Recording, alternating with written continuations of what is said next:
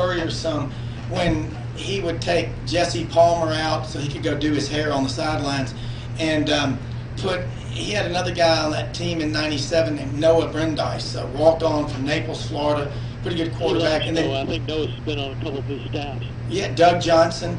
But Spurrier did it, but it really backfired. Remember Danny Warfel and the other quarterback that he had, Neil. This was in '94. He was switching the quarterbacks, and when you keep doing that, the confidence in your starting quarterback. Terry Dean's the guy. Terry Dean's out of Naples. He was also out of Naples, Fort Myers. So it's just Gordon. And the best I've ever seen is Wally Woodham and Jimmy Jordan, Florida State, 1979. That dual quarterback. That was the best I've ever seen. Oh yeah. Doesn't happen often. Yeah, like I said, I mean, he had it going there. I mean, he basically kind of revamped the SEC back when he was there. I mean, when he took over, they'd been terrible. They were about to go on probation. Yeah. Then, you had back in the day, you had the Charlie Pell, and then I was trying to think who was coaching him back then. The guy that was at Penn State. Galen Hall came in and replaced him. He looked like Wilford Brimley from our house. Yeah, he did look like Wilford Brimley. Oh my gosh. Brimley. Yeah, Wilford Brimley, the coach. But bottom line, I think that Steve Spurrier in the '80s, after Bryant died, Pat Dye took over for Auburn in the '80s.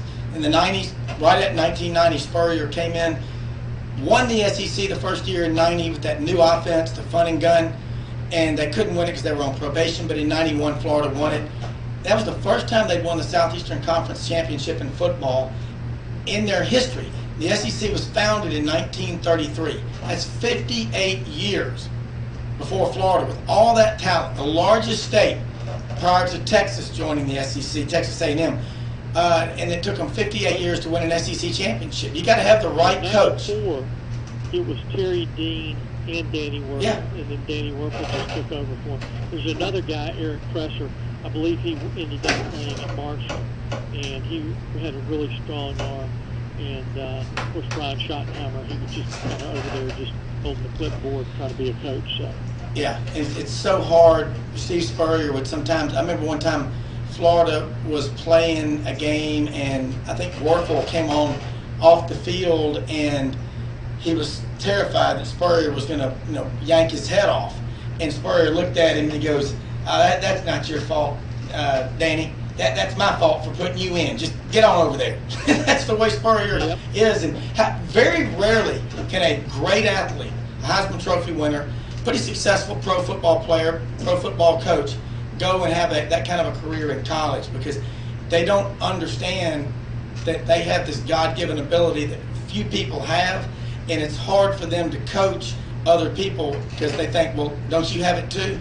It's rare. That's why Steve Spurrier has a 30 for 30 about him called The Believer, with Kenny Chesney doing the narration. But anyway, 452-3094 is the number to call here on Sidelines. Fridays from 3 to 5, we'll be here with you talking SEC and college, pro, whatever. But love talking about it. And Gordon, I think about right now, how many coaches are on the hot seat? That's all we hear every year. Is that because Nick Saban is so good? Chad Morris. But all of a sudden, what happened in Arkansas this week, and a lot of people don't know this, that they added Turner Gill to their staff. Really? Kind of a observer, and I mean, Turner Gill was a coach at Liberty, coach at Kansas, and Buffalo, and he's now, out there helping the Hogs. So, I'm sure that he's going to interject some stuff in there with the Hogs. And he just actually got hired the other day. It's not being well publicized, but I think that he's going to help him. That's Arkansas news there. And those who remember Turner Gill, he's a great player at Nebraska. Gordon, we talked about this yesterday. When Bobby Petrino was at Arkansas, he got everything out of every player that had any kind of potential and ability, what have you. That's what you've got to do at Arkansas. You've got very little room for error. Auburn, Alabama, LSU, Florida, Georgia, there's so many high school football players in those states. You look at Florida produces about 365, 370 Division I players a year. just in Dade County, Palm Beach County, and Broward County, that area of South Florida, about 100 Division I players a year come out of those 3 counties. If you can't win at Miami, you're a moron, okay? Mark Richt, in my opinion, tries to be friends with his players. Manny Diaz is from Miami. He's now the new coach at Miami. He ain't going to be friends with his players. He's a hard ass. Yeah, he is. And he's been successful pretty much wherever he's been. So, Dan Mullen, is there a better quarterback coach anywhere? This guy took Felipe Franks. Was, but he's not there. I know. I'm talking about active duty is what I meant to say. So it's just fun to watch that.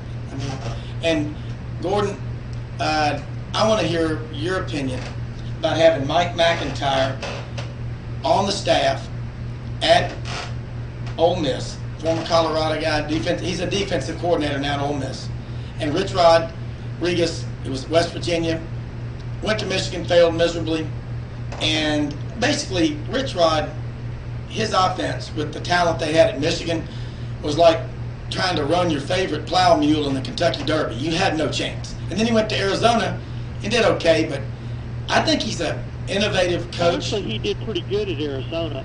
The thing with him there is that, you know, it's hard to get players in there. Those schools haven't won a lot, but he was winning 7 or 8 games a year. You know, I think he won 9 or 10 one year. The thing that got him was some female assistant there had falsely accused him of, you know, groping her or something like that, and it was proved not to be wrong, so they had to pay him his total money, which is about, I think they owe him about $6 million. Yeah. And as we talked about yesterday on our show, because one of the things is, let's just say Rob Brown was the head coach of Colorado State, and they fired Rob, okay? That being you, but I don't think you're getting fired. So anyway, when they fire you there, and they owe you $4 million, if you get another head coaching job, let's say at Appalachian State, and they're paying you $2 there, all Colorado State would have to pay you is $2 million. But if you go down as an assistant, you get paid your assistant salary plus your full coaching salary. Let's say that McIntyre and Rich Rod are both making $3 million a year from those schools that fired them. Now they got another $1.5 million. So I mean, they're cashing in big time. Oh, they are. It's go back and look at what coaches made 20 years ago, 30 years ago, and it was nothing, obviously, compared to what it is today. But the money's there. $43 million was what every school in the Southeastern Conference was paid this year as part of the revenue sharing in the SEC. That's TV contracts and bowl games, and then the schools, obviously, you get a larger share, but then it's divided up among the other 13 schools along with the conference office. But 324-7490, 324-7490, 452-3094 are our numbers. And Gordon, let's go to Rob is on the phone with us right now from here in Memphis. And Rob, welcome to the show. Rob, great to be with you. How are you? Good, good. We're just, Gordon and I have been doing the radio for 31 years, Gordon, when we used to start doing it with Jeff. And, man. I down to Ole Miss with Ray Glidewell to interview Billy Brewer on a hand tape recorder. God, man, hey, Rob, are you old enough to remember tape recorders before? Those were the best interviews. You'd have all the reporters there with their tape recorders going, listening to the coaches, and whenever people ran out of their cassette tape, they would click, and all this noise would be in there. But that was a great time. But what's on your mind, Rob? Well, I wanted to give a call and as we spoke about, talk about a little Boston correspondent on the show here with Sox and Pats. This time I'm going to talk Sox and Pats. I mean, we're sitting here. I wish we weren't 16th right now in the standings, but we won our 4th World Series last year in the last 15 years, so pretty happy about that. Being 16 back now isn't like being 16 back pre-2004. So. But, there's a good reason for that. I mean, the pitching's been suspect, and it's really kind of crazy because we've got, we're bringing the same team back, and it's one of those things where the pitching's been bad because you got everybody else with the bats having about as good a year as they've had for the past few seasons, and some are having much better years. So it's kind of tough. It just goes to show you it's not because we didn't sign Craig Kimbrell, it's not because we didn't sign Joe Kelly as the setup man. It's because the starting pitchers, Chris Sale's been bad. We had a good start last night, 13 Ks, 3-0 shutout, got through the game in about 2 hours and 15 minutes, but it's been a tough year for the starting pitching staff in Boston, that's for sure. Gordon, but you agree, and Rob is a passionate baseball fan, Sox fan, Pats fan, everything. A lot of people thought when the Red Sox won the World Series in 2004, and they hadn't won one since I think Moses was around, but it had been a long time.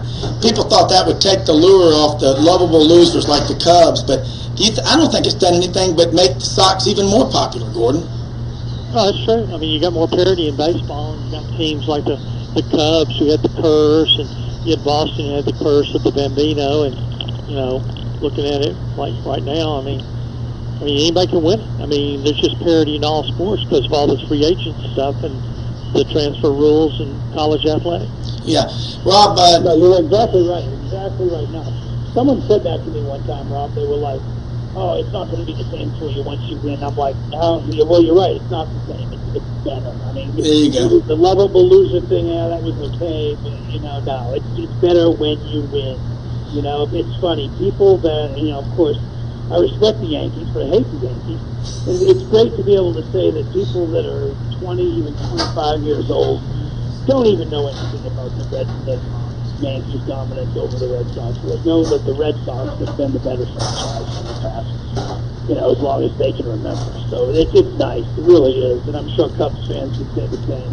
Well, Gordon and Rob, both of y'all, who is the family that owns the Red Sox? I mean, the Steinbrenners obviously owned the Yankees forever. He died in 2010. Oddly enough, the 1 year the IRS removed the estate tax, and he was able to leave his entire estate to his family members. And money isn't everything, but it sure as heck keeps the kids in touch. Absolutely. It's a principal owner is a gentleman by the name of John Henry, who was the principal owner of the Florida Marlins before. Oh yeah, he's the hedge fund manager. Mm-hmm. Gordon, that guy John Henry. John William Henry II, who owns the. And there's another guy by the name of Tom Warner who's got an interest, and he's up front in the face of the franchise. John Henry is the principal owner, and the guy calling. He also owns the Liverpool Football Club. Guys, can I ask both of y'all this question? Is John Henry from Forest City, Arkansas? I don't believe he is. I don't know if he is or not. Let's see. Yeah. Forest City, investor. just over here, 40 minutes west. He owns the Liverpool Soccer Club. Yeah. Let's see here. But they've got incredible ownership, the Sox do. And then you start thinking about... Born in Quincy, Illinois. Okay. Yeah. Illinois originally, yeah. Yeah, I'm just, for some reason, I think he's got some connection to Forest City. But, hey, Rob, football season last night, Pats had a preseason game. Former Auburn Tiger, Jarrett Stidham, the latest backup, heir apparent to Tom Brady. Yeah, I mean, how long Tom Brady's going to play? Gordon, Rob, both of y'all, give me your guess. How much longer? 2 more years. 2 more years. I think Jarrett played pretty well, though. It's going to be one of those things that I don't know that it's going to take him having something. I mean, you don't want anything catastrophic to happen if, he has a knee injury. I mean, this guy is so dedicated. This guy keeps himself in such good physical condition. Mentally, he's tough. He has that laser focus, as he likes to say. Nothing gets him down. He thinks he can win any game. He thinks he can make every first down. And by golly, 6 Super Bowls, he comfortably can. So. But I would say, Father Time will get him through like it does everybody. And Gordon is right. I would say this season and next, barring an injury, that would take him out. But, it's been a great run. And, if anybody could play, the contract that he just signed is for this year, next, and then season after that, I wouldn't doubt it if he'd keep going and make it those 3 years. He said 45, just turned 42, so I wouldn't put it past him, you know? I wouldn't put anything past him. And guys, let's talk about the New England Patriots, Bill Belichick. I think he's the greatest coach in NFL history. And one of his prodigies, Nick Saban, is probably the greatest coach ever in college football, having to deal with limited scholarships and all that he has to deal with. And I'm saying this as an Auburn grad. Nick Saban and his players are just wired differently. And Bill Belichick is just, he's sort of like Peter Lynch was with the Fidelity Magellan Fund years ago. He's brilliant.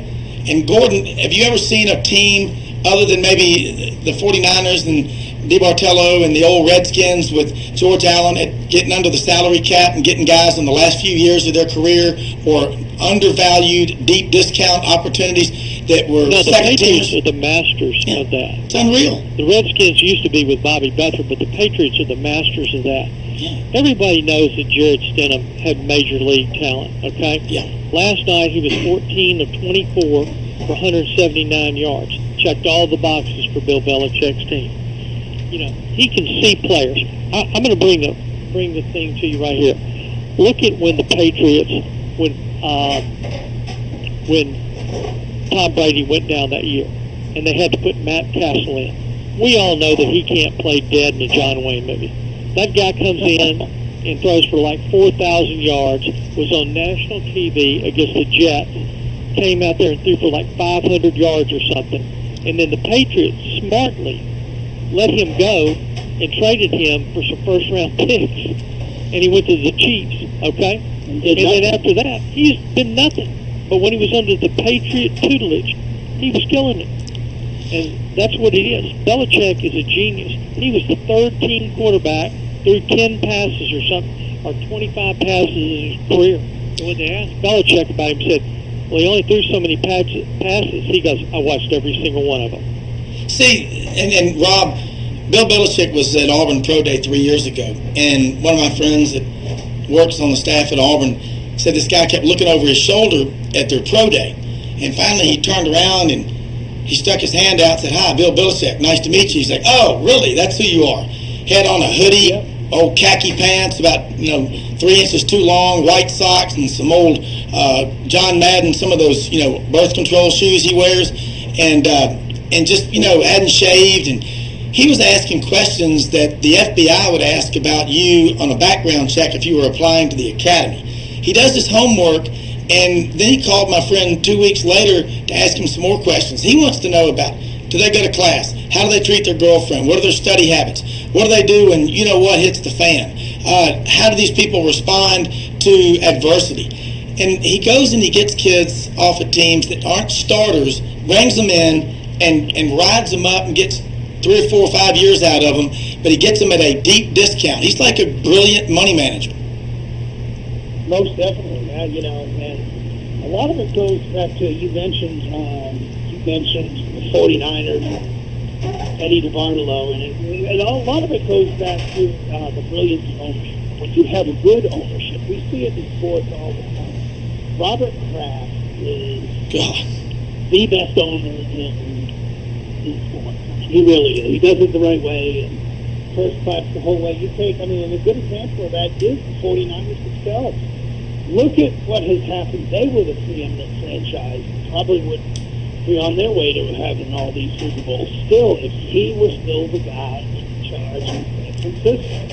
And, Gordon mentioned Skins. When Jack Kent Cook owned the team and Gibbs was there, they were right there neck and neck with the 49ers. And when you have good ownership, it speaks to the success you're going to have on the field as well. Look at the Skins now with Daniel Snyder. It just goes to show you that when it starts at the top and a guy like Kraft knows what to do and gives Belichick the reins, and people have come in through the organization. You're talking about Belichick and his success. You've got the Scott Pioli's, his GM, that have come in through the years, but the constant is Belichick and Kraft giving him the reins. take care of his business. And you got to rank one of the greatest owners of all time in pro football. Pat Bowlen died here just a few months ago, owner of the Denver Broncos. Yes, he did. Yeah, he did. He was a great owner. I mean, it's what, 6, 7 Super Bowls? Yeah, he was a very good He owner. also got one in the 70s. He lost to the Cowboys. He got slaughtered 3 times in the 80s when Elway was there. Elway broke through and won 2 at the end of his career. So what are we up to now? 98, 99, yeah. 98, 99, that's exactly right. And then Peyton Manning got slaughtered by the Seahawks once, and then he beat Carolina. So that's 8 Super Bowls Denver's been involved in, yes. Wow. And the Pats are 6-2 in Super Bowls, or 7-2. They'll be back. I don't think they'll be back. You know, this season they'll be right there with everybody else. Brady's played in 14 AFC championship games. So They also lost Gronkowski, too, so you got to throw that in. yeah. And Who they lose to? Rob Gronkowski, the Gronk. Oh, yeah, Gronk. they lost Gronk. Rob Gronkowski. Oh, yeah, exactly. Mm. And, you know, the thing about him is last year his stats were, I mean, he's obviously a fantastic, but one of the greatest tight end going when he was healthy. I mean, last year, over the last couple years, I think you've seen he hasn't been as healthy. But, you know, he missed the whole year, the year they beat the Falcons in the Super Bowl. And they still won the Super Bowl. They'll win without him. They've re-signed an old Benjamin Watson, and they've got some other guys that are going to fill in there. But Gronk did have 2 big catches in the stretch run. One against Kansas City in the AFC title game that really put him down there about the 4 or 5 yard line for them to punch it in. And then in the Super Bowl against the Rams, too. I mean, he was a monster. He'll be missed for sure, but I mean, Belichick will find a way. I mean, he'll do it. I mean, like I said, he missed the whole year against the Falcons that year, and they won the Super Bowl. They were down against the Falcons 24-0 and came back and won. I mean, Atlanta may be the worst sports town in America because, Gordon, Rob, go to a game in Atlanta. Half the fans are usually for the other team because it's just too many transients that live in Atlanta. Yeah, I remember I used to go down to Atlanta to see some friends when baseball first started the interleague, and I used to go down there and watch the Red Sox every year. And visit some friends of mine, and we'd go to the Red Sox-Braves series, and that was a lot of fun.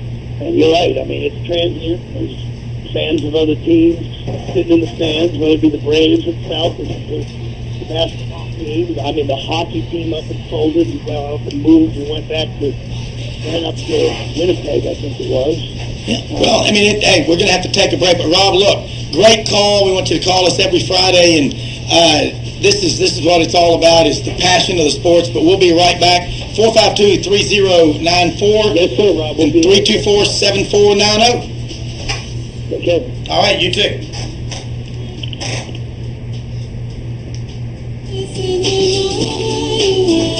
He drinks a whiskey drink, he drinks a vodka drink, he drinks a lager drink, he drinks a cider drink. He sings the songs that remind him of the good times, he sings the songs that remind him of the best times.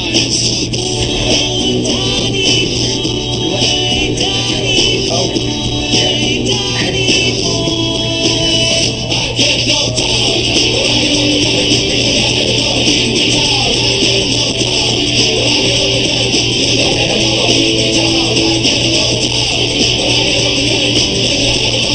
Okay.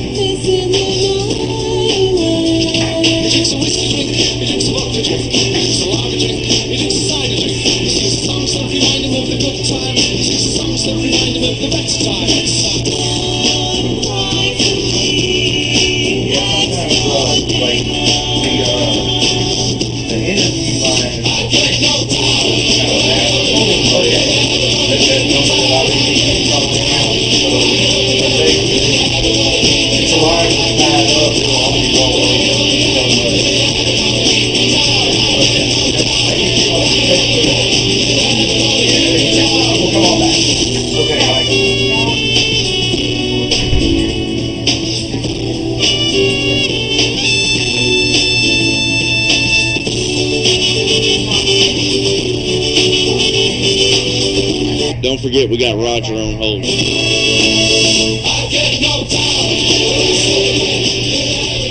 All right, back here on the sidelines, Fridays 3 to 5. Gordon Ford, Rob Brown here, talking SEC, a little pro football, and we got Roger on the line. And Gordon, Ole Miss Rebel football gets a lot of people around here fired up, and this guy, I believe, is an Ole Miss Rebel. We're ready for it. How you doing there, Rob? Doing good, doing good. I just wanted to get your weigh in on Ole Miss this season, how you think they'll do. But I want to go back to a comment earlier in the show that if you have a double quarterback battle, you don't have a quarterback. And I would say that's probably not the truth about Alabama last year, having Jalen Hurts and Tua Valera. That was I think they had two outstanding quarterbacks there. I agree with you. One's a better runner than the other one. That was an exception there, but that's Alabama, so it's a different level right there. But I just want to see what you think Ole Miss will do this year. They seem to have they've had a good recruiting session, I think. Matt Luke doing a great job down there in Oxford. Just wonder what you thought. They've got Matt Corral at quarterback. He's got some weapons around him now. Well, the bottom line is they got two really good coordinators they brought in the offseason.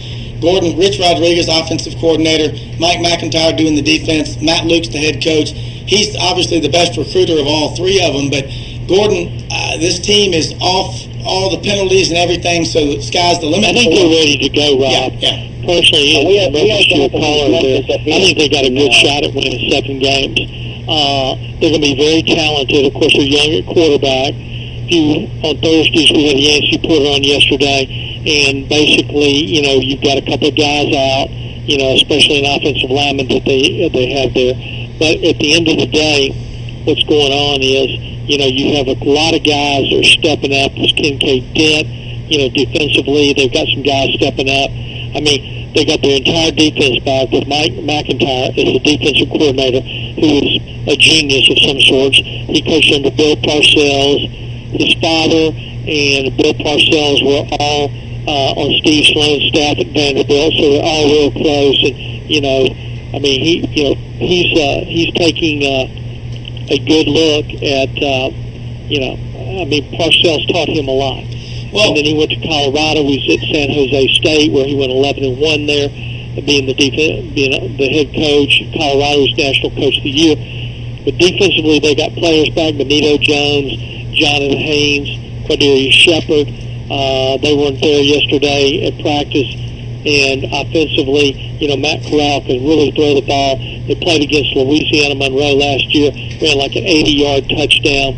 And they're loaded for bear, for what they have had in the past. Their team is much better. They're much better coached. And I think they got a good shot at winning 7 games.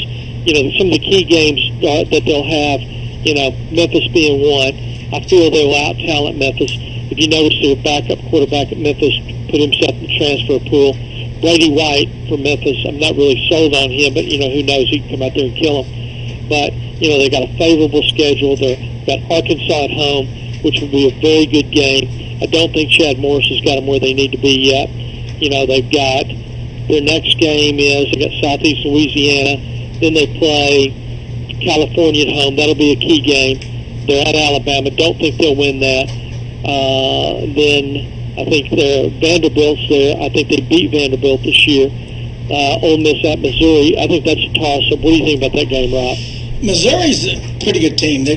Barry Odom, this will be his 4th year as the head coach at Missouri. He doesn't have Drew Lock back at quarterback. I think that Drew Lock is going to be one heck of a pro quarterback. He's out of, St. Joseph, he played good in the exhibition game last night. He did play. How did he play? He played pretty good last night. Yeah, and he's a big kid with a heck of an arm. I think that Ole Miss, every game for them is going to be a challenge, especially as they get further into their schedule, because they don't have a whole heck of a lot of depth, but they started... Well, they have more than they had. It's just young depth. Yeah, you're right, and it's inexperience. But their recruiting class last year was pretty darn good. It was about 22nd in the country in the final rankings, which puts them about 9th or 10th in the SEC. It's so competitive in this league. But they will be innovative, and if whatever they can get out of that talent, I got to believe. Rich, tell me this. The state of West Virginia, on an average year, produces 6 Division 1A football players. I was going to say the exact number. Yeah. He won there. And he won there, but he was getting kids from Florida and Texas and from all over the country, and he won at Tulane. His offensive coordinator with Tommy Bowden in 97 and 98 as Sonny would say down at the tavern, he went undefeated. So, I mean, he did at Tulane, and that's speaking something. Tulane tried to hire him back several years ago. But as far as the team goes, you've got Charles Wiley, Sam Williams, Lakia Henry, who was a first-team All-American JUCO guy that's in there, Momo Sanago, who played a lot, penciled in as a starter. Defensively, I think they'll be much better. Of course, then you have Snoop Connors coming in at running back. They've got Scotty Phillips back, and the kid that was a 5-star recruit out of Jackson Prep. Your running back, one of the top 3 or 4 running backs in the country. 5-star player, MVP of the All-Star game. Yeah. With the Under Armour, one of those, I believe. Clemson tried to sign him, so that's saying something right there. Oh, yeah, he's big time. And this kid, Sam Williams, you're talking about, he is from Jeff Davis or Lee High School in Montgomery and went to, I think, Itawamba Community College up there in North Mississippi around Iuka. Sure, Ron Ely's who I'm thinking about. Yeah. Keep going. Okay, yeah, but yeah, you're right. Ron Ely was a heck of a baseball player, too. But Sam Williams is a kid that didn't really play that much, or I guess impress that much in high school, and he went to junior college and worked on his game and his grades. But he's a kid that, why didn't Auburn and why didn't Alabama go after him?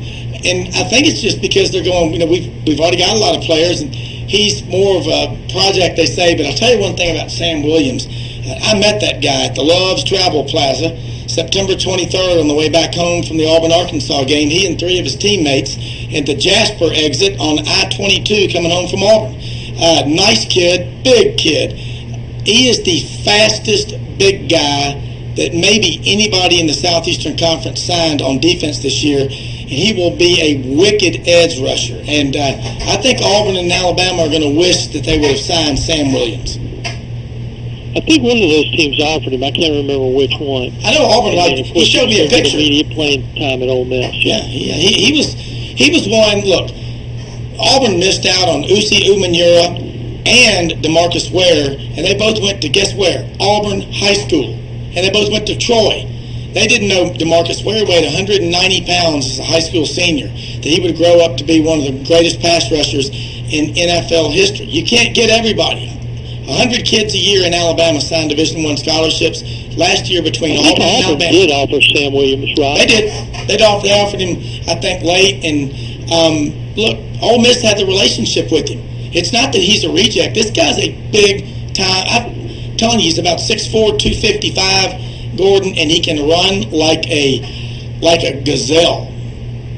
I know your callers on their list. I hope we answered his questions. You and I get a little spastic sometimes. So I hope we answered what he wanted us to say. So. Well, just kind of throw the bait out there. Let's talk a little Southeastern Conference football, Gordon. Hey, Gordon, Ole Miss. The last few years, well, they went through about, 4 seasons of just misery during that NCAA investigation. Okay? Actually, it was 3. One year they went 6-6, went up and beat Kentucky. Tremendous play call by the former offensive coordinator. They ran up the middle and scored and beat Kentucky. I happened to be there in Lexington.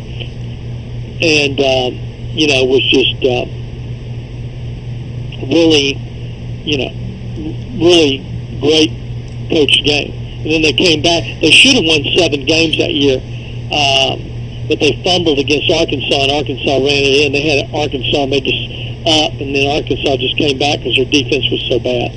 That being Ole Miss. Yeah, last few years, Arkansas, talk about the way Eric Sweeney fumbled it, yeah. Remember the 4th and 25 play? That lives in infamy. That's kind of like Rice Drew hitting the shot. Yeah. Gordon, let's talk about Arkansas.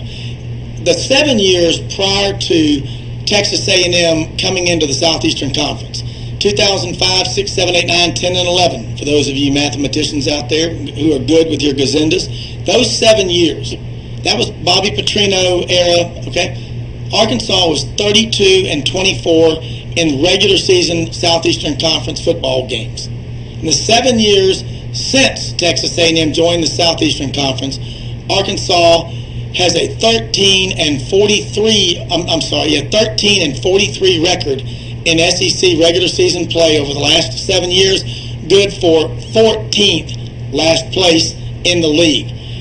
Don't underestimate. That's true, but I mean, you've got to look, Rob, seriously, and I hate to interrupt you. No, you're Bobby Petrino, his last 2 years was 10-3, 11-2, played in the Cotton Bowl. Year before, played Ohio State in the Sugar Bowl, and then John L. Smith took over. Ugh. And when he took over, they were bad. I mean, he made them bad. I mean, he just couldn't coach them. And, of course, he had his own personal problems. He's been sued in Kentucky for like $2 million for defaulting on some company he was involved in. Yeah. Then Belima comes in. Nobody likes him.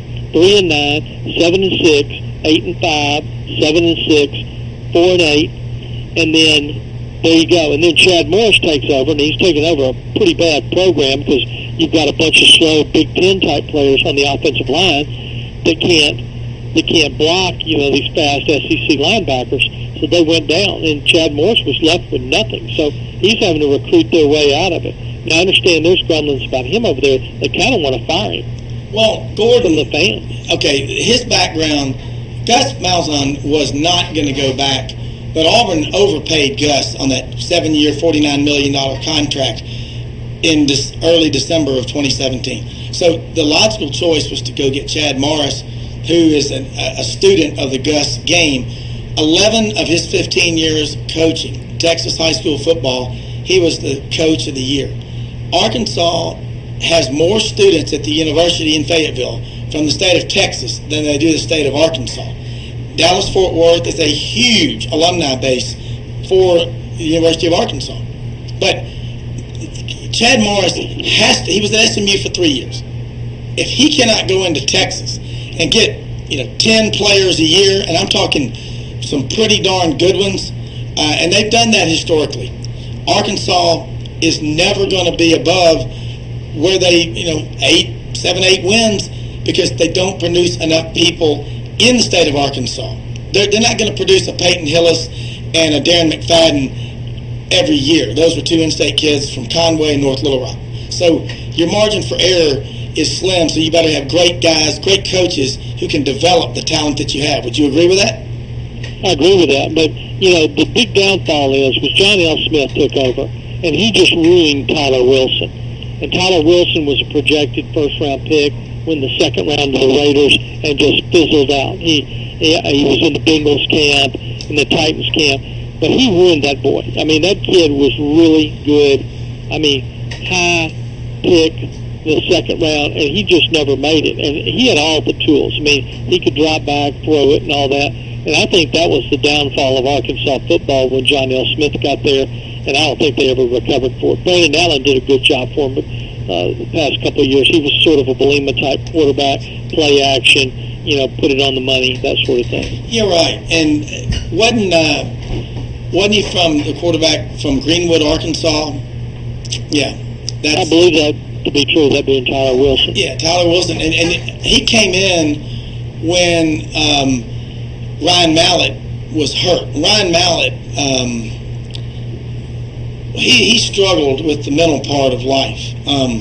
And yeah, I know, missing planes and stuff with the Houston Texans. They waived him for that. The Ravens picked him up. He's out of football right now. Yeah, just like Matt Jones. I mean, Matt Jones had so much athletic ability. And, the Arkansas can have success if they have a great coach that knows how to develop talent. Otherwise, they're going to struggle. But Bielema... And Bobby Petrino could do that. I don't know about Chad Morris. I mean, to me, like you mentioned, Texas high school football, he could have just out-talented everyone. So I don't really know if he's that great a coach. But, they swear by him at Clemson when he coached Deshaun Watson and those guys. So, there you go. Gordon, what happened was when Chad Morris went to Clemson 2011 through 14, he changed the culture. Dabo was running a 1980s old school offense.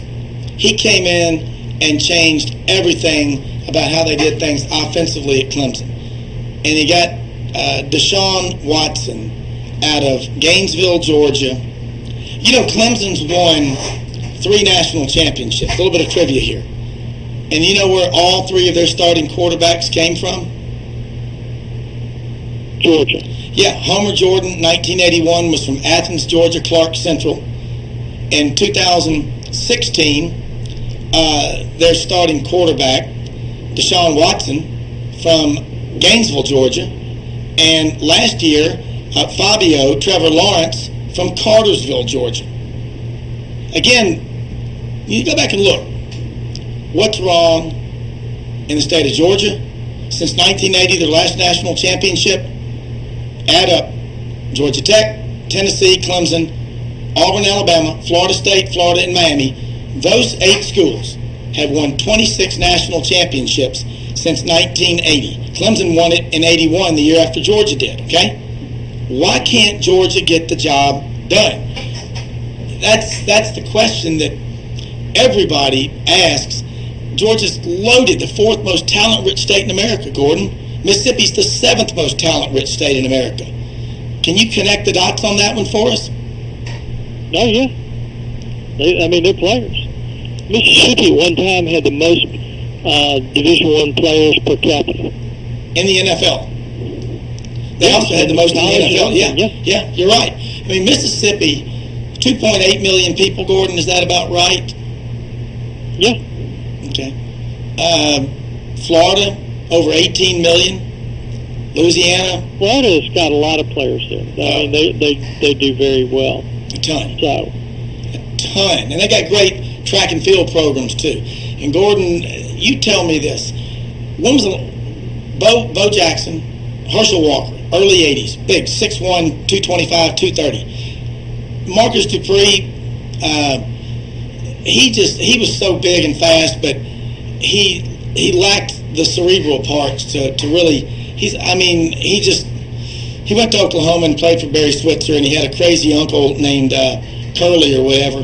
But you don't see those big guys like that anymore because track and field is not as popular as it used to be. But at schools where they have a big track and field program, look at MUS football. Look at since 2001. They quit having spring practice at MUS. They won 4 state championships, and multiple times they've been runner-up, okay? 2nd place, first loser. Congratulations. But they got there, okay? They have not had spring practice in 18 years. You either play lacrosse or you participate in track and field. See what's going on there? Because they all do these 7-on-7 camps in the summer. You better be careful about is burnout. Oh, yeah. But you know what? I mean, you talk about Marcus Dupree. I mean, they wrote a book about him and everything. And, that's when you probably you didn't have cable network or anything like that. You had a little bit of cable, mainly it was 3 channels. And, those guys that were legends back then. I would say Marcus Dupree could play today. The only other running back as big and strong and physical and fast like that was Leonard Fournette from LSU. Gordon, that's but you know who I think is the Bo Jackson, and the next time we had a running back who was that good it was 2005 when Darren McFadden played at Arkansas. And then Leonard Fournette after that. But they weren't power backs. They were runners. They were little scat backs. I mean, they'd just hit a hole and just blow up the middle, kind of like Dexter McCluster. Yeah. The best small back, maybe in SEC history, I'll give you 3 names. James Brooks at Auburn, Kevin Falk from Karen Crow, Lafayette, Louisiana. Kevin Falk was a heck of an all-purpose player at LSU. And I would say Travis Henry from Frostproof, Florida, who was on the 1998 National Championship team at Florida, who replaced Jamal Lewis from Southwest DeKalb High School, Decatur, Georgia, Metro Atlanta, who broke his kneecap on a carry against Auburn in 98. And how many times did people say Tennessee, by the way, in 98 was lucky to win all these games, and they were lucky to be national champions? Doesn't luck mean something, Gordon? It does. I mean, there you go. 452-3094, 324-7490 are our numbers to call here on Sidelines. Gordon, let's talk a little Tennessee football. They had the lost decade, the emasculation of Tennessee football. Chancellor Barbara Davenport, the gender-neutral he, they, me, he, her. What is going on up there with all that PC garbage at Tennessee? When you put liberals and whack jobs in charge, your football program is going down the toilet. I think Phil Fulmer had enough, went in there and said, hey, none of my big donors are going to write checks until you get rid of this clown. They brought in a mean, tough, hard-nosed, bald-headed redneck from Fife, Alabama, up near Sand Mountain, Jeremy Pruitt. I think he's the best assistant coach, and they've been some great ones. He's the best Saban's ever had. You give him Georgia's talent, he might whip everybody in the SEC. He might even beat Saban. I love his quote. Someone asked him at SEC Media Days, hey, you think Coach Saban's going to get on the phone and give you any advice on how to do well in the SEC? And he goes, let me tell you, if you think Coach Saban's going to try to help me, man, get out of here. It's not going to happen. But I think he's a heck of a coach, Gordon. But I agree with that. But I'm going to say this. You know, you're talking about Tennessee over the years, and there's always one thing that you look at that kind of, you think what happened. In 2005, Tennessee went 5-6, and then the next year they went 9-4. Okay, all right. Well, the year that they were bad, they brought David Cutcliffe back as offensive coordinator after he was dismissed at Ole Miss. They went 9-4 and 10-4. All of a sudden, Cutcliffe takes the Duke job. They're 5-7. That's under Phil Fulmer. And they said, Phil can't do it anymore. Let's get him out of here. And then they went and hired the genius of the land, Lane Kiffin. Lane goes 7-6. So people hated Lane. He was up there wrecking Lexuses and stuff like that. And then all of a sudden they bring Derek Dooley in, 6-7. Went to a bowl, Music City Bowl, 5-7. And then they hire Snakeskin's all-time favorite coach. He tries to dress like him.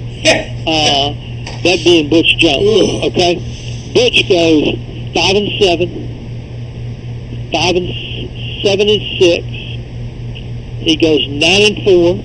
Not really that bad a record. 9-4.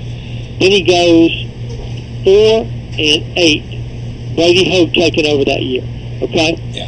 He's another genius too.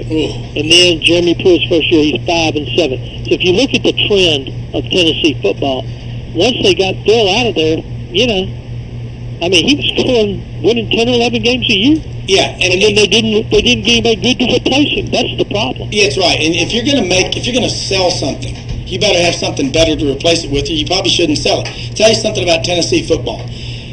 A lot of the younger kids, my kids, your kids, Gordon, they don't maybe know this, but from 1936, and that's a very important year. That was the first year of the Associated Press poll in college football.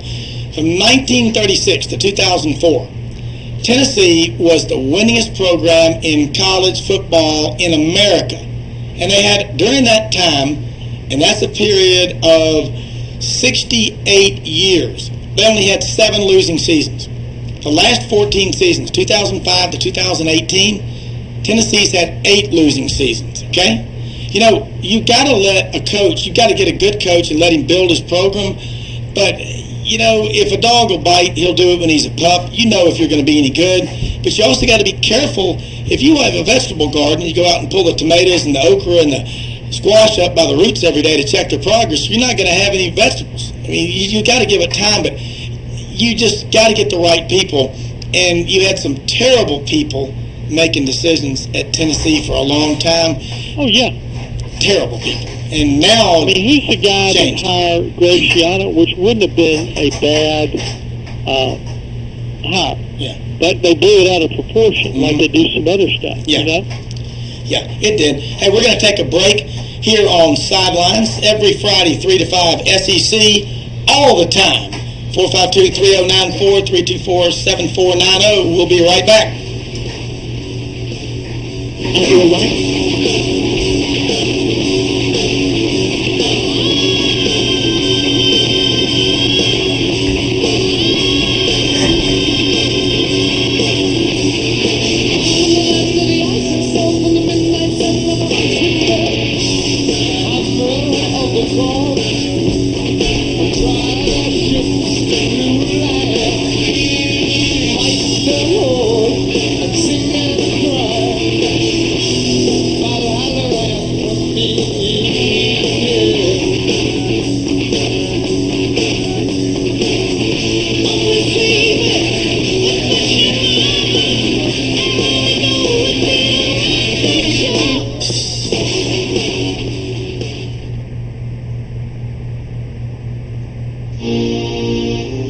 Although bankruptcy might be your last resort, it can help you make a fresh start and move forward with your life. The attorneys at McElroy & Associates help clients in Tennessee and Mississippi recover from financial troubles, prevent foreclosures, and stop those horrible repossessions and those horrible phone calls. Oh, my word. Call them right now at 888-871-3678. Or you can complete a form online. It only take a moment because the first consultation is free, and it's www.jmcElroy.com. Get in touch with Jimmy today and his staff. He has 2 locations right here in Memphis, one on South Mendenhall and the other one downtown on Jefferson Avenue. Give him a call. I'm telling you, he says it, and it's true. Bad things happen to good people, but you know what? He can put the toothpaste back in the tube for you. He can work miracles. He has a record that is above reproach. Give Jimmy McElroy and his staff a call today. That number again is 888-871-3678. Jimmy McElroy, Attorneys.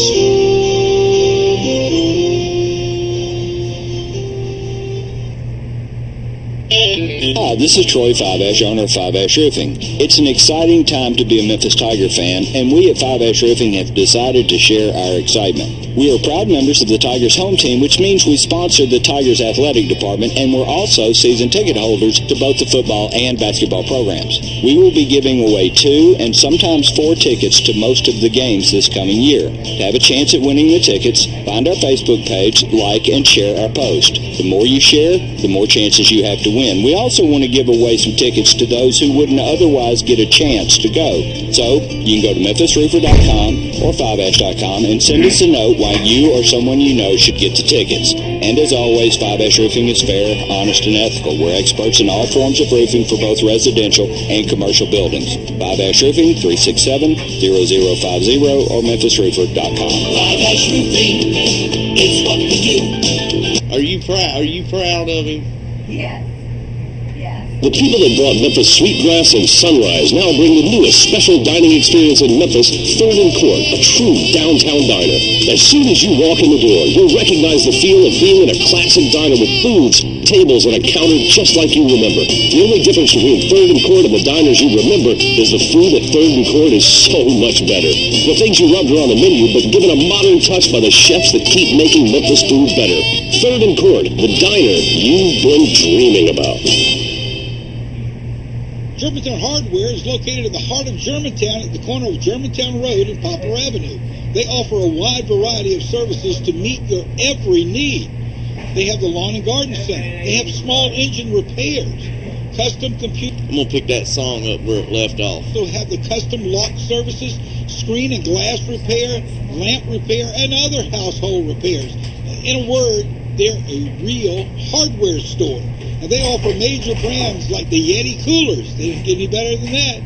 They also have Benjamin Moore paints. They have Steel, Echo, Weber grills. They just got everything all the way to the Honda engines. You got to go by and visit a real hardware store, and that is the Germantown Hardware Store and Paint. Like I said, located in Germantown. I got one more 30-second one. For crossing. Sleep Cheap has queen-size mattress starting at $99. That's right, only $99. Huge name brand Super Pillow top sets for $3.99. Regular price $5.99. Sleep Cheap will pay the sales tax on all purchases. Same-day delivery, no credit check. Sleep Cheap can get anyone approved. Get it today. Sleep on it tonight. Get to one of Sleep Cheap stores today. Goodman Road in Horn Lake, Winchester Road in Memphis, and in West Memphis at North Missouri Street. I'm so busy at work, I'm not in until 6 and 7 at night. Yeah. Thank you.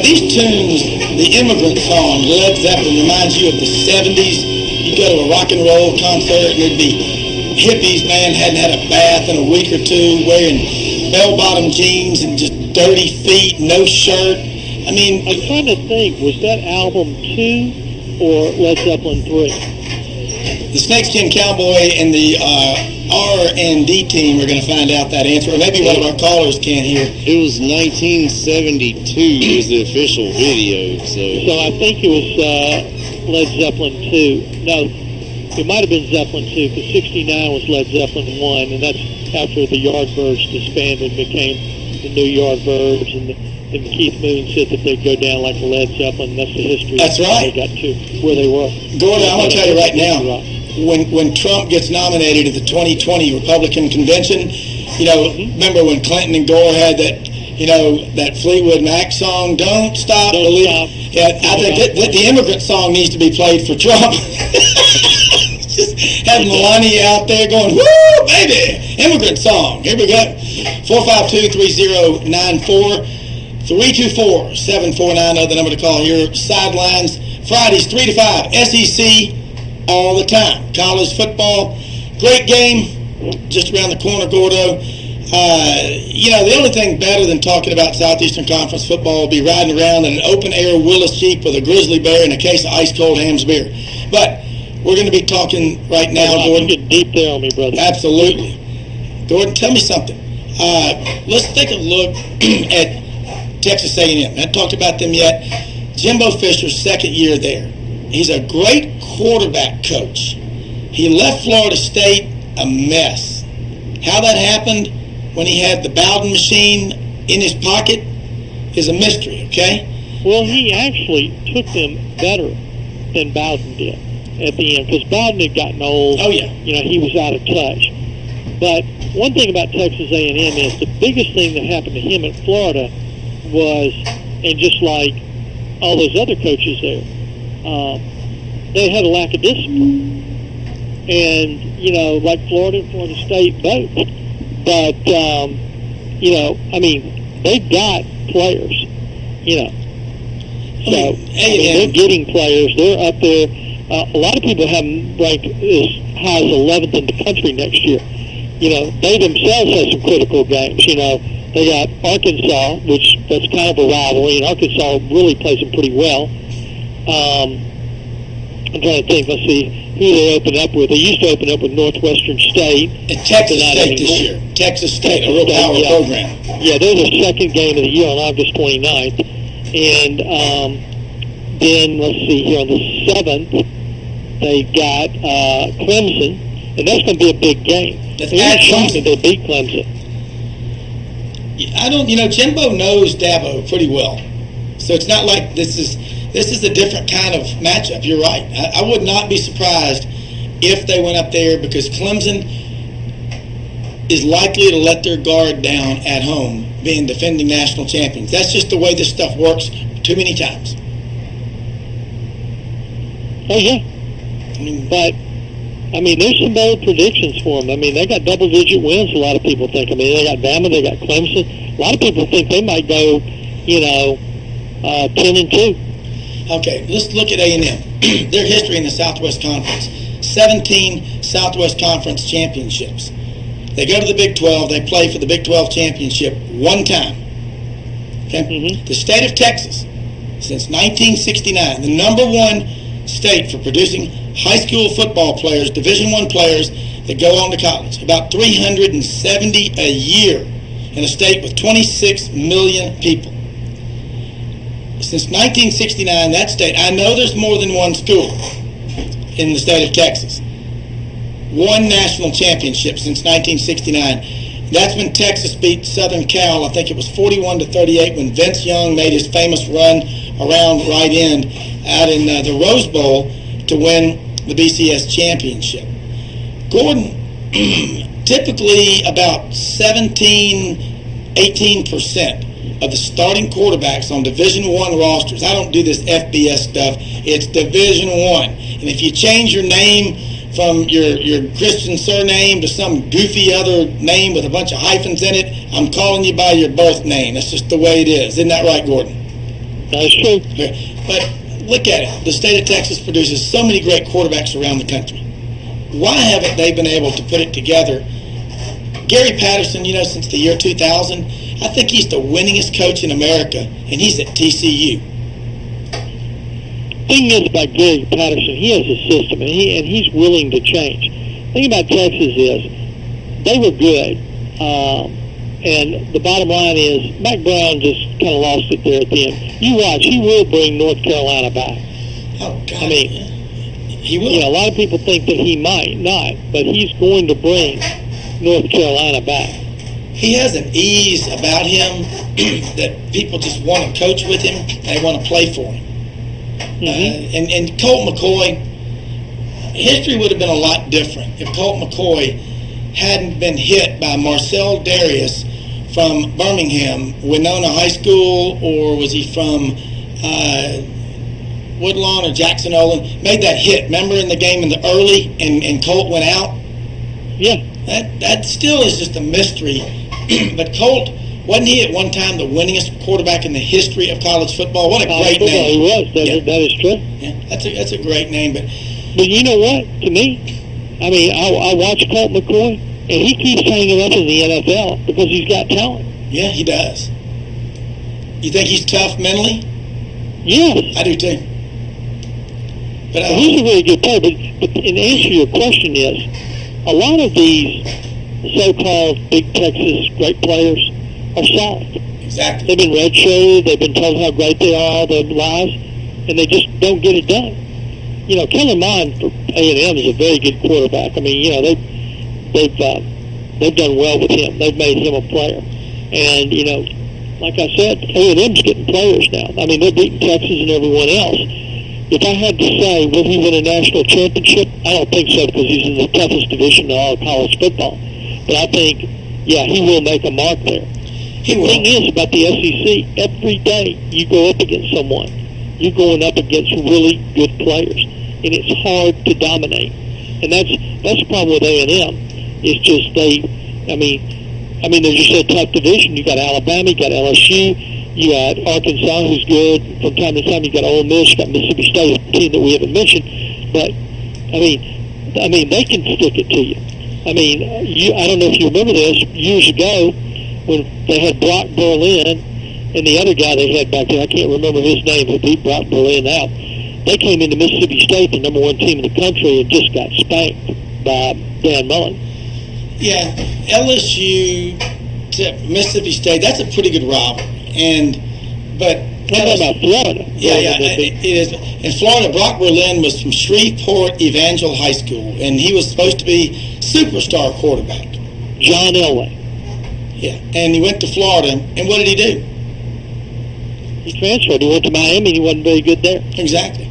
And by the way, the transfer portal is the athletic version of LinkedIn, which is a collection of a lot of people who don't like their current jobs and get together and have a misery fest, okay? I mean, and we're going to talk about the transfer portal later, but 452-3094, 324-7490. I'd like to hear from fans, if there are, you know, any, and I know there are, Alabama fans. Do you get excited about driving to Tuscaloosa? It's only 3.5 hours to watch these. No, not really, because I know Ole Miss usually doesn't win. Yeah, and exactly, and you know, I've even had some hardcore Alabama fans tell me this. Say, why do I want to drive 3.5 hours and spend the money and the effort to watch us beat somebody 63-7? I mean, and you know what you're competing against when it gets to that is the 84-inch flat screen and the man cave and the Hams Bear, you know, sitting on the couch with you. I mean, guys, when was the last time a football stadium was expanded? We better be careful with all the TV. They get expanded all the time. They're being reduced, Gordon's what I think's happening. They're reducing seats and making more premium seating available. That's all I'm saying. But what's happening, Ole Miss, more than any other school in college football, has contributed to this. And that is, they made tailgating really the cool thing to do. And now you can go to a game at Auburn or Alabama, and there's 40,000 people outside the stadium while the game's going on, and the inside of the game is sold out. Or people leave early. How are we going to keep people in the seats?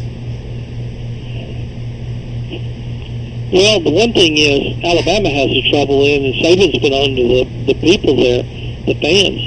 is that they're just beating people so bad, people are just leaving at halftime. Yeah. But, the thing is, you've got to admit, he took over from Mike Shula, okay? Actually, he took over from the guy that was at Washington that got caught with topless dancers and put them on the Alabama club. He did 90 days at Alabama. Yeah, he was 90 days, and, when they, caught him down there. Pensacola. Let's roll, baby. They found him with a brawn or something like that. Things just flipped out. Yeah. But, and he was gone, and then they brought Dennis Francione in. And then Francione came in. I take that back. Francione came in, and then he left and took over. Yeah. But, Gordon, 1997. I take that back. Shula was there, and then Francione had been there before that, and he wanted to go back to A&M. Yeah, but let's look at Alabama. And all programs go through these cycles, okay? Southern Cal, from 1982 to 2002, Pete Carroll's second year there, they went 20 years at Southern Cal in a state with 38 million people, and they had, from 82 to 2002, they had one double-digit win season in 20 years. How do you screw up Southern Cal? From 1997 to 2007, Alabama had 8 years, from 97 to 07. And 07 included the first year of Saban was 07. They had 8 years from 97 to 07 at Alabama where they lost 5 games or more. Saban comes in his first year, loses to Louisiana Monroe. People were like, oh, this guy can't coach a lick. And look what's happened since then. Look in the SEC. Alabama's 146-21 with Saban as the head coach. And he's probably made it tough on everybody down here. And now we got Dabo doing the same thing in the ACC at Clemson. He's already got 6 5-star recruits committed for next year. Are we getting to the point where we just have these elite machines, one of them in every conference? Urban Meyer was doing it at Ohio State. And when we do have that... You know what it is? Yeah. They get good players, Rob. Yeah. Okay? And they know how to coach them. That's right. They get good assistants who know how to coach them. Not sold on Mike Loxley now, okay? But there was another guy that was there, I believe he was at Arkansas under Belima, who was a good coordinator. Dan Enos. Dan Enos. I think he was a co-offensive coordinator. Yeah. So, and I always thought, I liked his teams. There's a lot of play action, a lot of running out of the backfield, and things like that. But you ask me is, the thing is, you get good players. The whole key is everybody gets good players. Yeah. It's just coaching them up. Look at Nebraska back in the day. They're all, they get 3-star, maybe a 4-star here and there. They were dominating. You know what? Well, because those guys had a system, and it worked. They did, and Nebraska was always able to go into Southern California and get a player out of South Central LA like Lawrence Phillips. But, that guy, just his off-the-field behavior was so god-awful. I think he's in prison now, federal prison for life. But I'm about to give you the golden example of coaching. You can talk about Saban, you can talk about everybody. Mike Leach. He isn't getting 5-star recruits, and he's going in there pounding Southern Cal. He's pounding these teams. He won, 10 games? He can't beat Washington for whatever reason. And I'm sure they're on to him about it. But look at him. Look at him at Texas Tech. What has Texas Tech been since he has a system? He gets guys he likes, kind of like Belichick, and he knows what to do with them. And that's the whole key of coaching. Look, Gordon. Coaching is a big part of college football. I've had these guys tell me, Mal, it's about the players. It's about the players, but it's the players you coach up and develop. Mike Leach is, the guy is a genius. He is, and Gordon, people used to make fun of English food, English cooking, until Gordon Ramsay came around, okay? And now, he's the hottest name in food in the world. And if you work for Gordon Ramsay, it's like you were on Saban's staff for 3 or 4 years. You can get a job anywhere you want, college or just even knowing Saban, working down the hall. Oh, yeah, that's right. I'm getting a job. I texted him, oh, hey, we'll hire you. Come on, let's listen. But, Ms. Audrey says the Alabama players don't sit around and whine about their tough schedule. Says they're wired differently. And they use a psychologist named Dr. Kevin Elko. And he always says, you're not born a winner, you're not born a loser. You're born a chooser. And you choose the life and the direction that you want to go. If you go to Alabama, you better be willing to work because you're so easily replaced. And Alabama, under Saban, 5 national champions. In the last 10 years, you've had a team from that state of Alabama play for the national championship 9 times. Alabama 7 times and Auburn twice. That's never happened in the history of college football, ever, since November 6th, 1869, when Rutgers beat Princeton in a thriller 6-4. I'm not sure who was pitching, but it must have been a heck of a game. But by the way, this is the 150th anniversary of college football. And looking around here, why are the arms race? You know, what programs are spending the most money on new facilities? Facilities, throw that one in. Oh yeah, and go down to Ole Miss and see their facilities. Blow your mind. They are really nice. The Manning Center. But the thing that Ole Miss and Mississippi State have that they can convince these players to come. I remember Joe Lee Dunn saying this one time when he was the interim head coach. It's the smallness and the family atmosphere. Yeah. And a lot of those kids are small town kids that are really good, and they're able to keep them in there, and then they got the facilities, and they can close the deal. Well, look, what Dan Mullen did to change the culture at Mississippi State, and Jackie Sherrill, he was really successful, especially that run 97 to 2000 at Mississippi State, but he leaned too heavily on junior college. Well, now Mississippi State can go recruit with anybody, and it's a disappointment if they don't win 8 games in a season. Ole Miss is having to fight their way out of hell, and they will with the right coach, but they've got to get a few solid recruiting years underneath them. But the NCAA did nothing to Miami. They did nothing to North Carolina, yet they crucified Ole Miss. Maybe it was because you got to throw them in there too. Yeah. Gordon, what do you think about what happened to Missouri? Do you think that's going to stick? No, I'll tell you what it is. It's the same thing that happened with Ole Miss, okay? The biggest deal is their own people gave them up. I mean, they cooperated. When you cooperated, that's the kiss of death. I mean, you need to be like Miami. Screw you. Come in here. And don't bother us while you're here. You know, that's the attitude that they took, and nobody did anything. I mean, look at this basketball investigation. The FBI, oh, they're coming in, they're getting us and all that. Who has been got? Name me one person that's been got. I mean, you got Will Wade on tape. Has he gotten anything? No. The thing is, it's all who they want to get. I think the NCAA must have gone in and talked to the FBI. Well, I mean, if they want to get you, they're going to get you. You're right. Gordon, the NCAA, there's so much money being made. The Southeastern Conference this past year generated about $670 million. But for the first time that I can remember, the Big Ten paid out to its 14 members $53 million per school. That's about $10 million more per school than what the SEC got. It's amazing. Now that doesn't include some other side deals and what have you, but the Big Ten is the SEC's competition, okay? And maybe we ought to have an SEC Big Ten challenge during the regular season instead of just having it in the bowl games at the end of the year. But what happened with Ole Miss was a joke. And the NCAA, I don't see them. When was the last time you saw a school under investigation for recruiting violations? Because, see, they have no subpoena power, the NCAA. It's all word of mouth. But here's the deal about Ole Miss. They didn't give anybody any money. Yeah. Yet they got punished. They got little nitpicky stuff, you know, calling people to. And the reason they got Ole Miss is because Freeze was cocky, arrogant, and came back on them. Like, come get us. That's right. And they brought an innovative coach. And I'm telling you, Rich Rodriguez offensively is like a Hugh Freeze.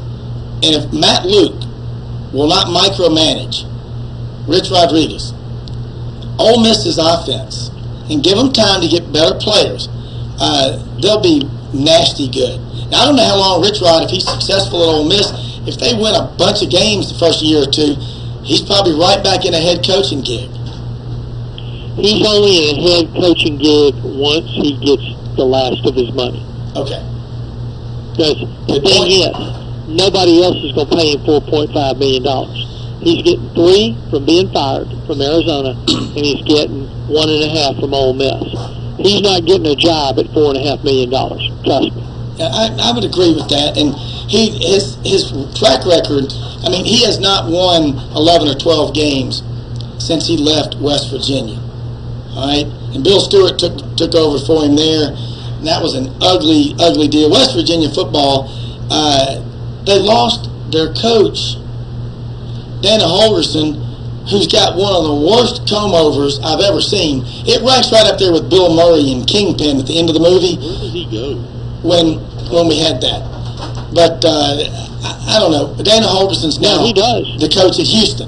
Holgerson, man, Houston paid him a king's ransom. Yeah. They want back. They got a lot of money. I'm not saying that they don't want the Big 12. You know, I mean, their basketball with Kelvin Sampson is good. Holgerson's going to bring them back. You know, Houston was a national power under Bill Yeoman back in the day. They ran the veer. They ran the veer. Of course, they put them in the Southwest Conference because they wanted to control them. They were cheating so bad back then.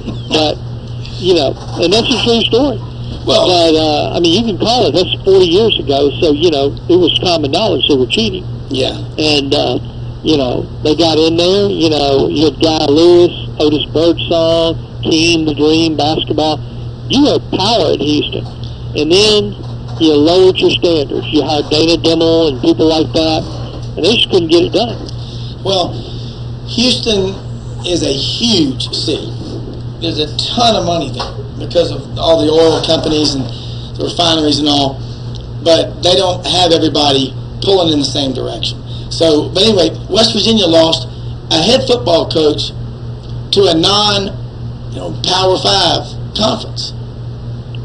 When was the last time but that happened? The reason they lost him because he got paid a king's ransom to go there. Yeah, and look, let's face it, West Virginia, I mean, Nick Saban said, where I grew up in Elk Hill, West Virginia, or one of those small towns, he said, we used to believe that if you had 2 acres and a double-wide plywood palace, you had made it big in life. You were on a gravy train with biscuit wheels.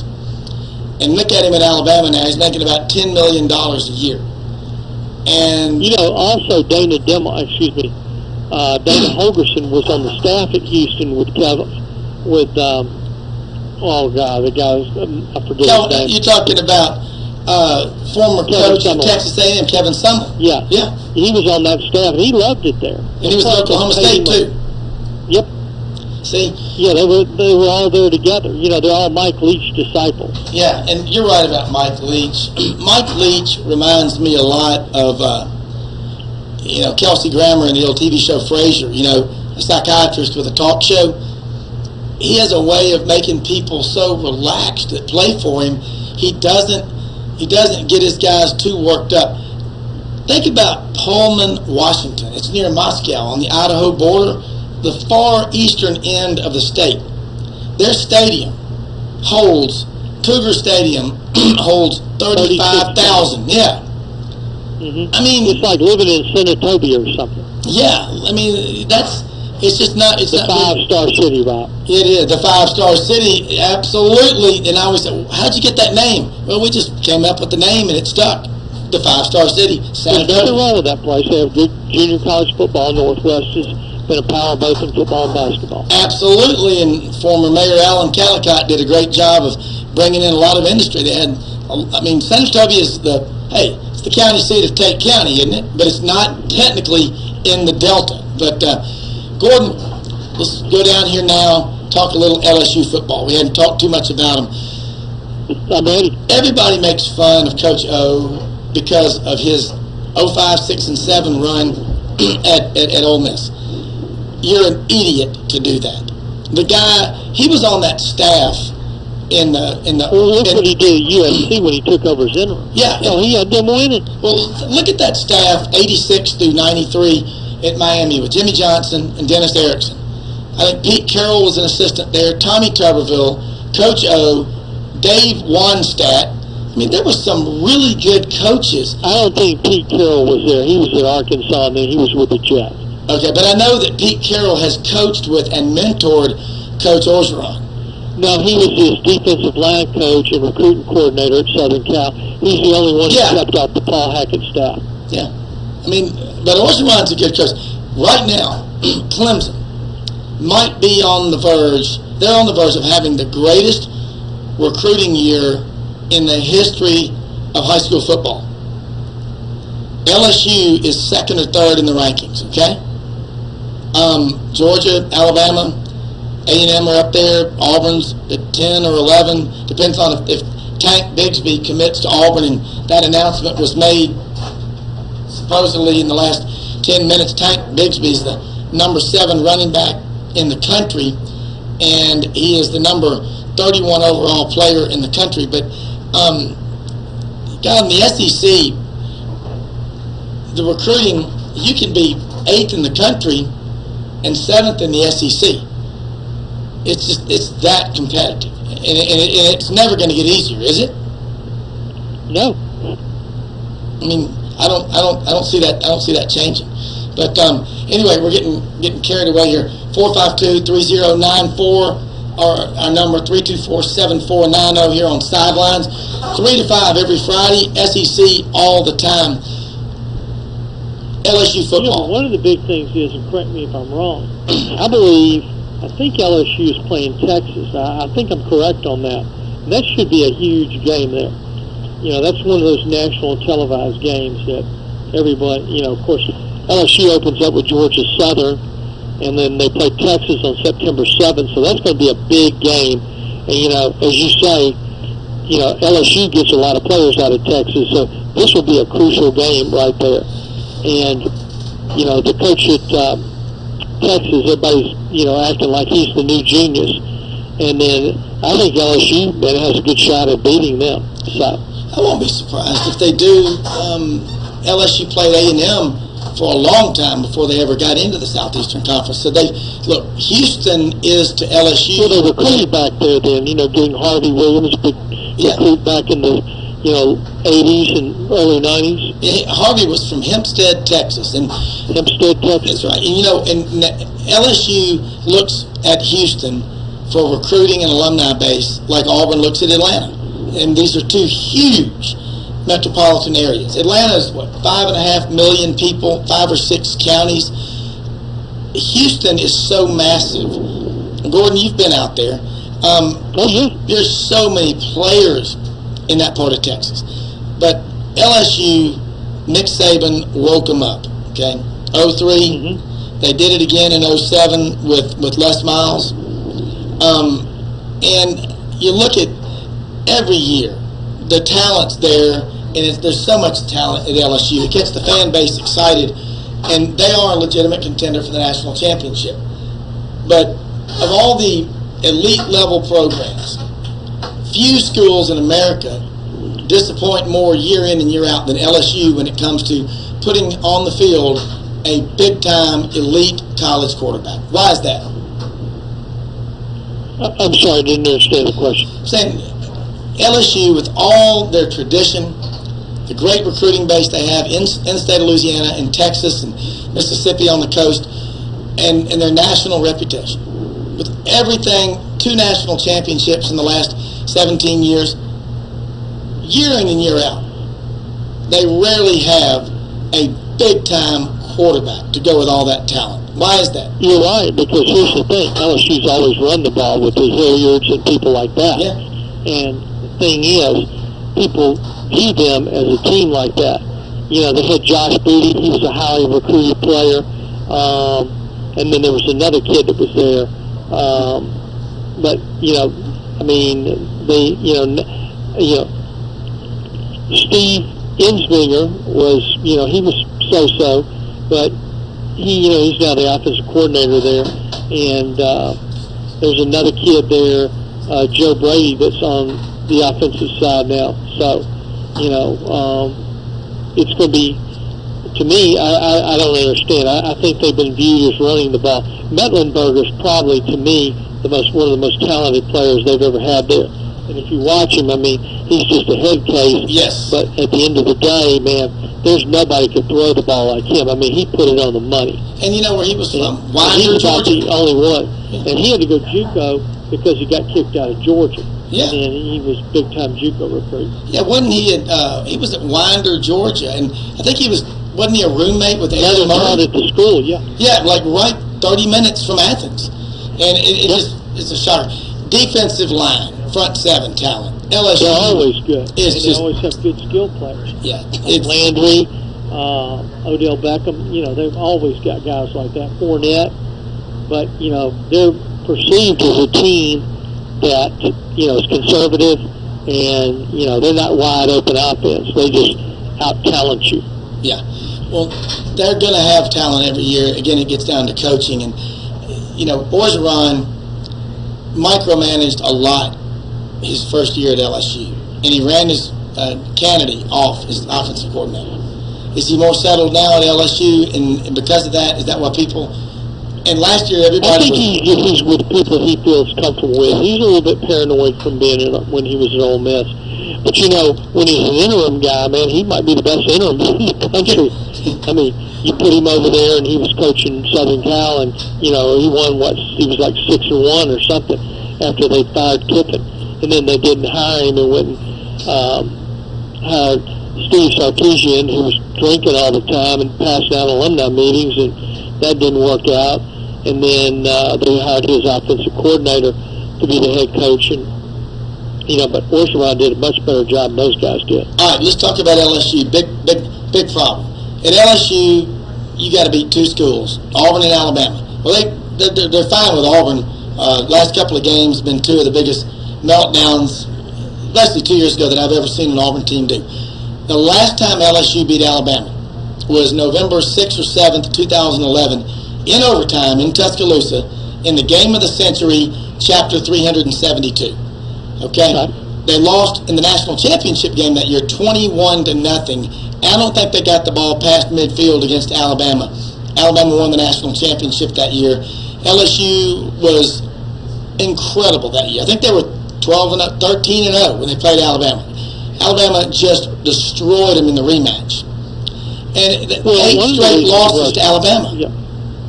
One of the things about that is, though, you had Saban, a former LSU coach himself, and he wanted to beat them. I mean, he wants to beat you. He's going to beat you. He's undefeated again. He's never lost to one of his former coaches. Never.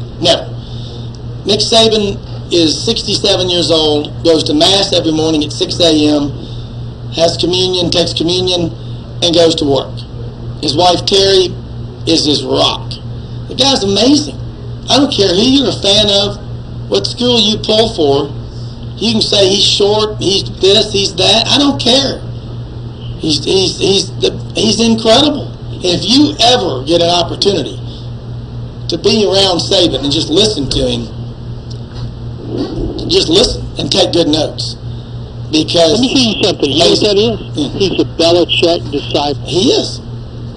Just like Kurt Ferenc is a disciple. I mean, you look at all the guys who were on the Cleveland Browns staff back then. Yeah. That all those guys were successful. Some of them some GMs. You've had a couple of guys that worked in the back room that became head coaches, and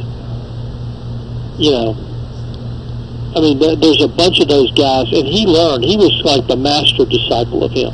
Yeah, and that's to me, Belichick, Saban, that coaching tree, it's been unbelievable. I don't think the Bobby Bowden coaching tree has been one of the great ones. Bear Bryant had 38 former coaches go on to be head coaches. There may never be another one like that, but he also coached 25 years at Alabama, years at A&M and Kentucky.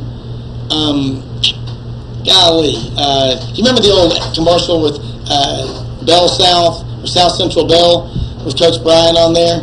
and he said, and it was like, call your mama. You know, remember the commercial? Yeah. That was red, but he knew how to motivate people. Saban knows how to do it. And people get processed out at Alabama. Well, you get an audition, but he gets the job done. And at some places it's going to take you longer. What about Mike Stoops up at Kentucky? Took him a while, but they won 10 games last year. Beat Penn State in the Citrus Bowl. Well, Joker Phillips has screwed them all up. You remember that? Yeah. So, he came in there for, and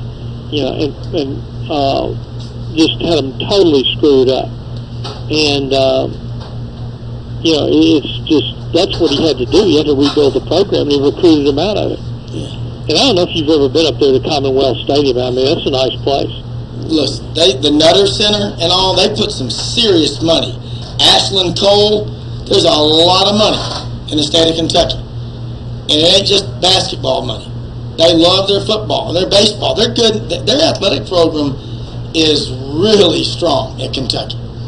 The school that needs to do the most work probably is Missouri.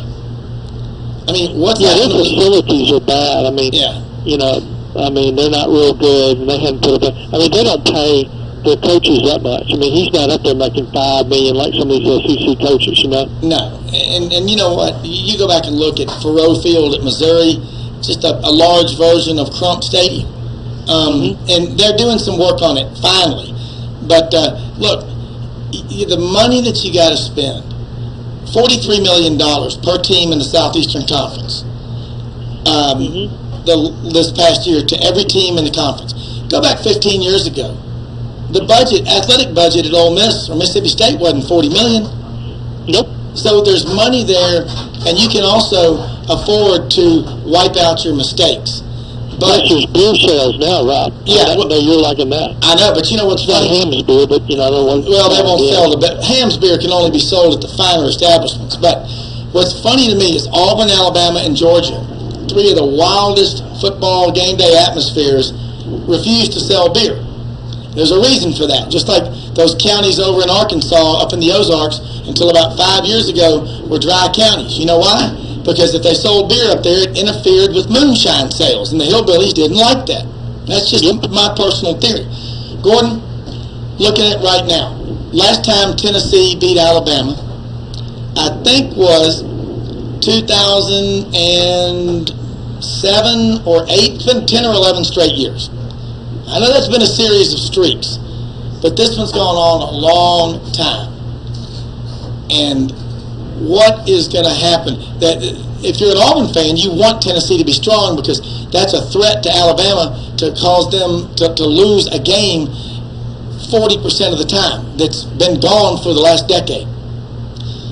Where do you see? Here's the thing, Rob, and I know we just got a few more minutes, but here's the thing.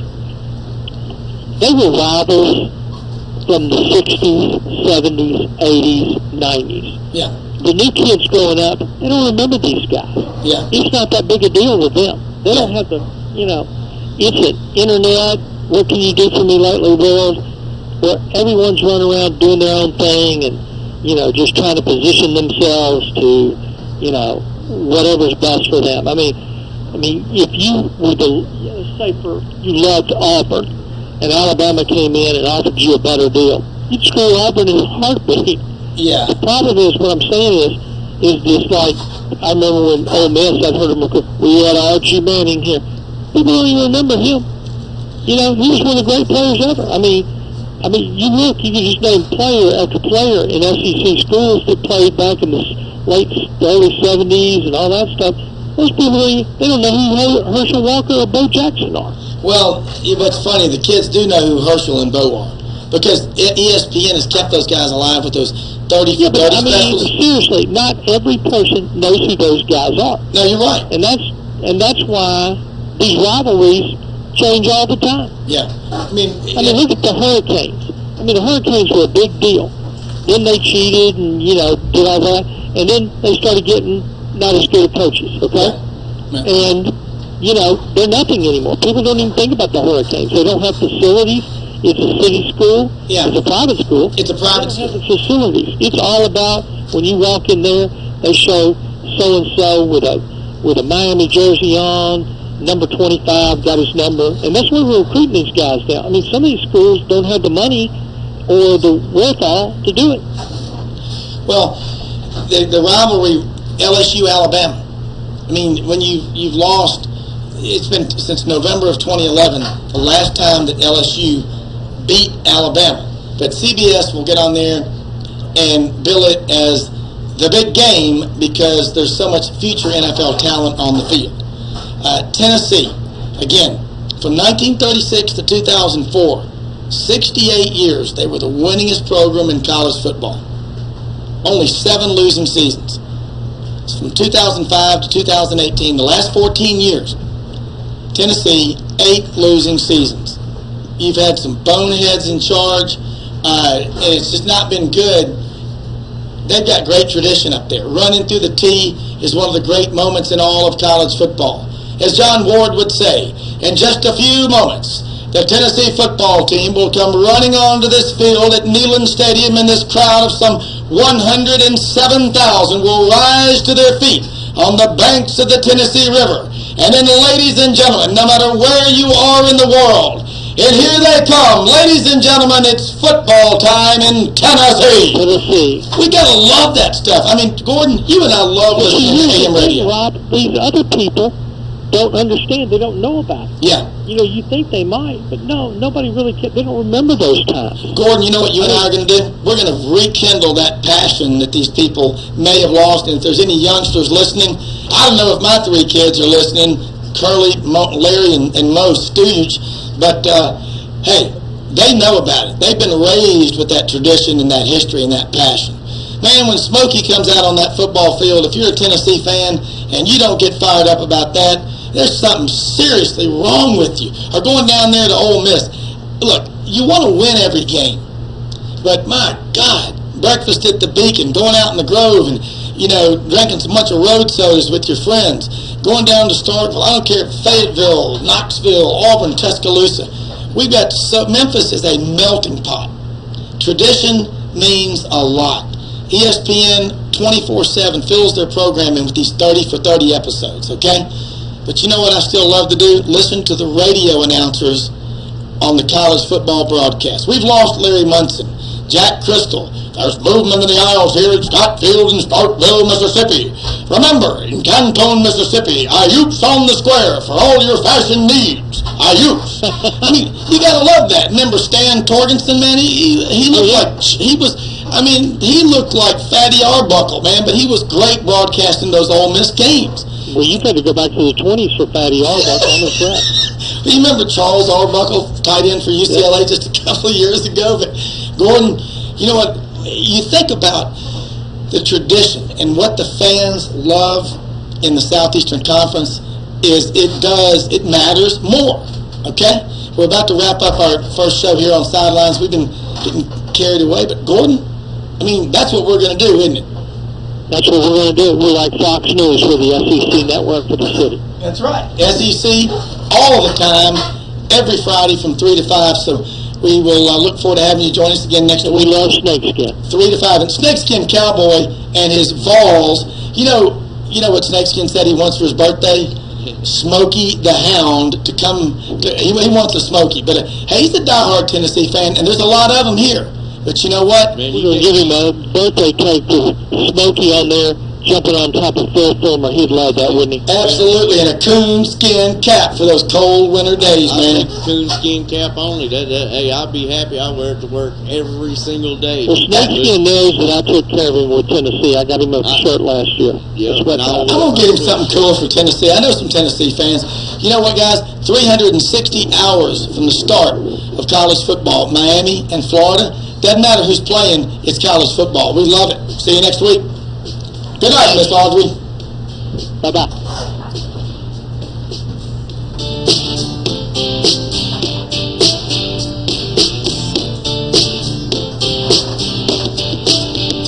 It was 1989, my thoughts were short, my hair was long. Caught somewhere between a boy and man. That was fun, man. Hey, that gave me chills off, man. That's the best John Gordon impersonation. I love that guy, man. I mean, he'd get on there, just listen to him. You listen to AM 600 just driving around, and I would listen to him and Bob Kessley in the big orange store.